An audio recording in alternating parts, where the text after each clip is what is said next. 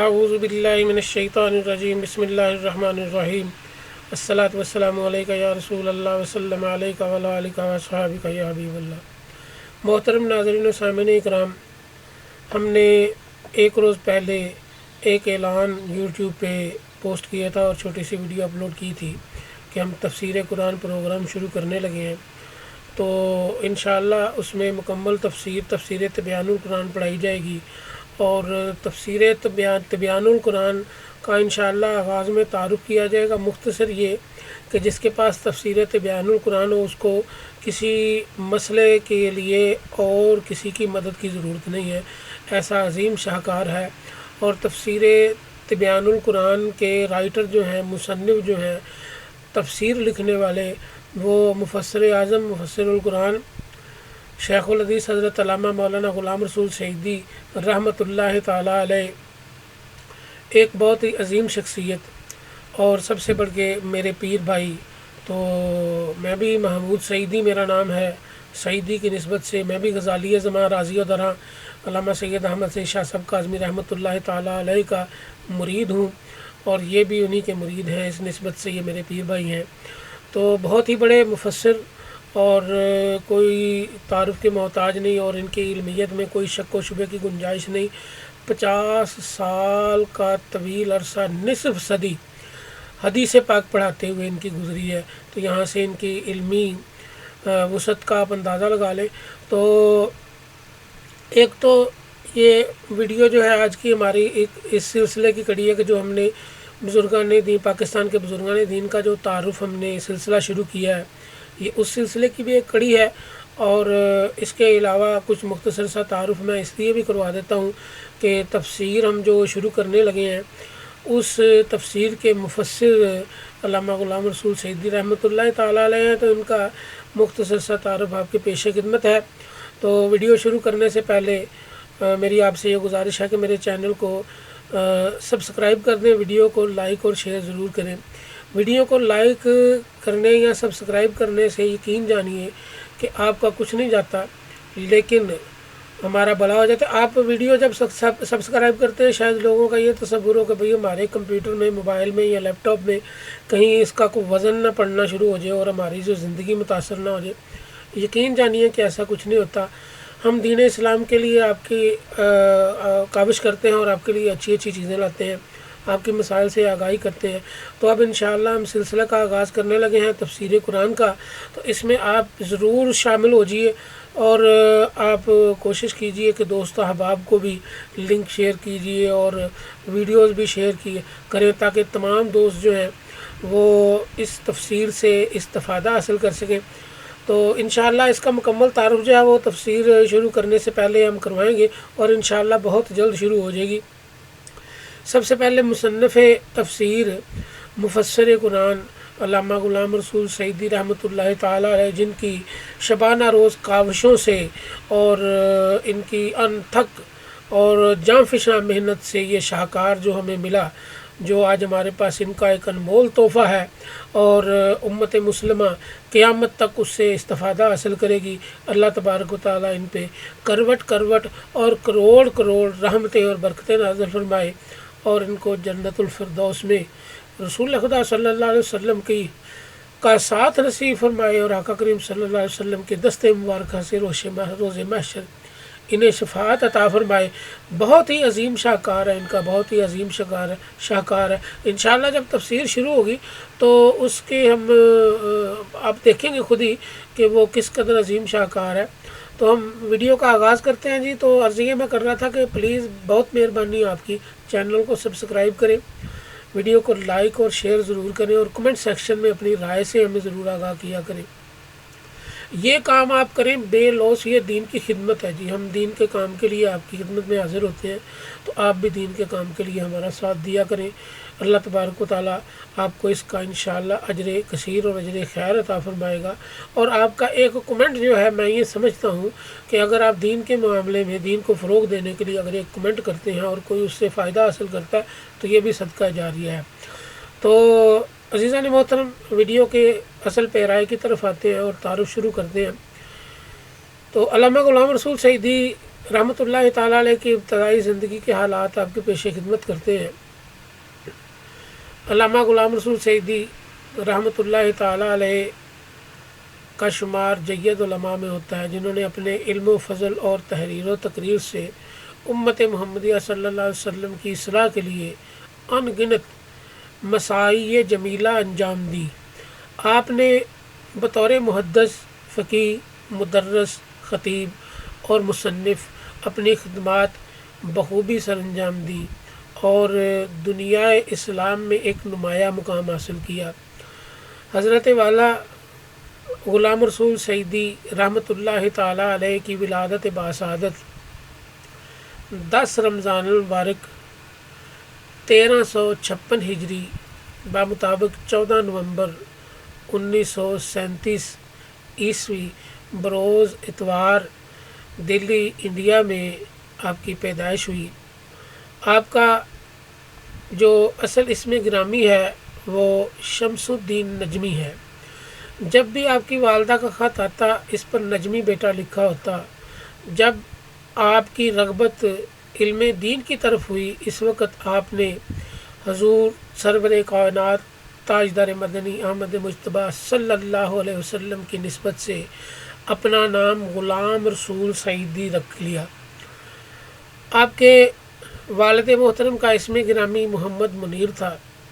آپ کا دہلی میں اپنا پریس تھا۔ آپ کے عہدے طفولیت میں ہی ان کا انتقال ہو گیا۔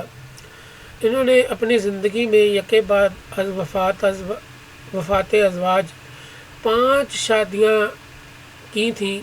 سعیدی صاحب آپ کی 5ویں اہلیہ کے بطن سے پیدا ہوئے۔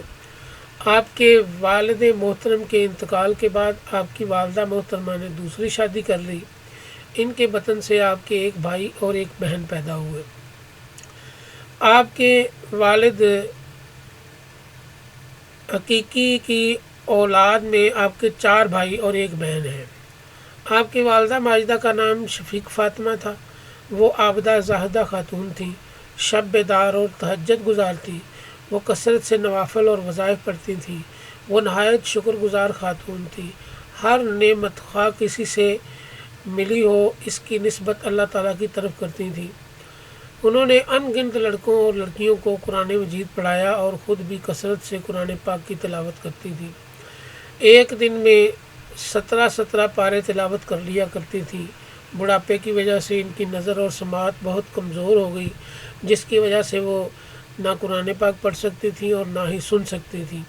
قرآن پاک پڑھنے اور اسے سننے کی لذت سے محرومی پر وہ اکثر افسردہ اور غمگین رہا کرتی تھیں، لیکن اس کے باوجود وہ رات کو اٹھتی تھیں اور جس قدر ہو سکتا تھا اس قدر نوافل ادا کرتی تھیں اور ہر وقت تسبیح پڑھتی رہتی تھیں۔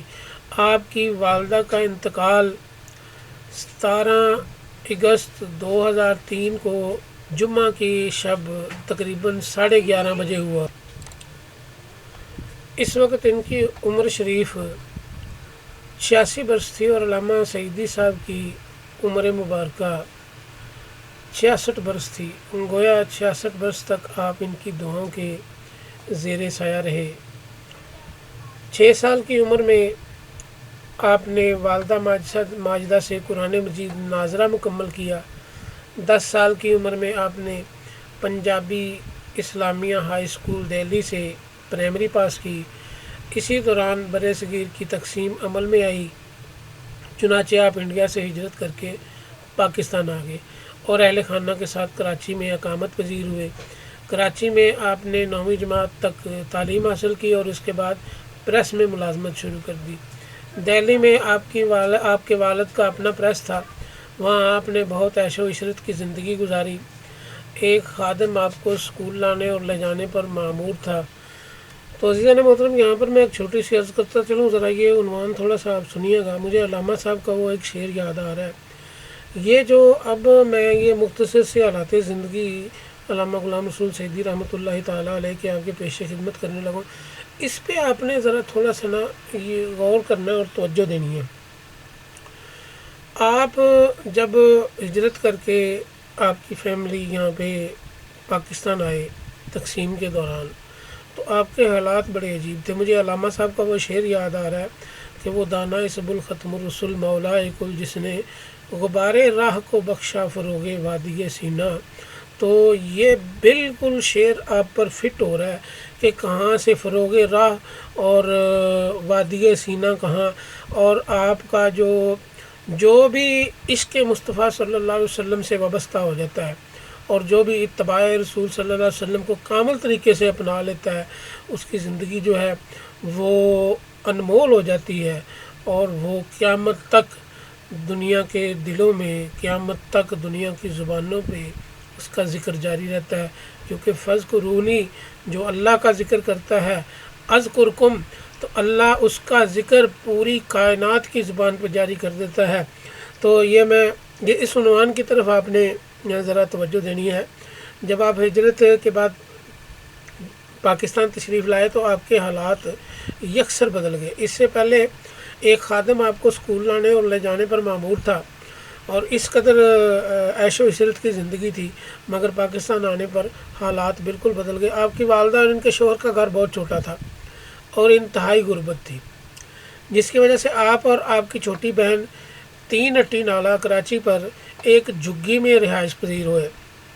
اوہو سبحان اللہ، دیکھیں جی کتنی بڑی کہ جھگی میں رہنے والے اتنے بڑے مفسر قرآن، اتنے بڑے محدث، ہاں جی، یہ عشق مصطفیٰ صلی اللہ علیہ وسلم اور اتباع رسول صلی اللہ علیہ وسلم کا نتیجہ ہے۔